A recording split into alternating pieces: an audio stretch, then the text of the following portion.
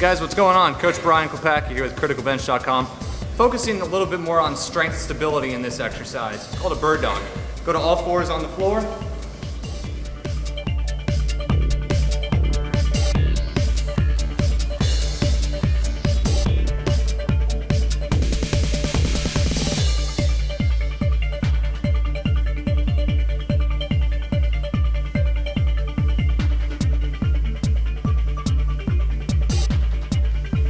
Now guys, when you're doing that move, make sure everything's nice and tight, nice in a straight line before you start activating all the muscles needed.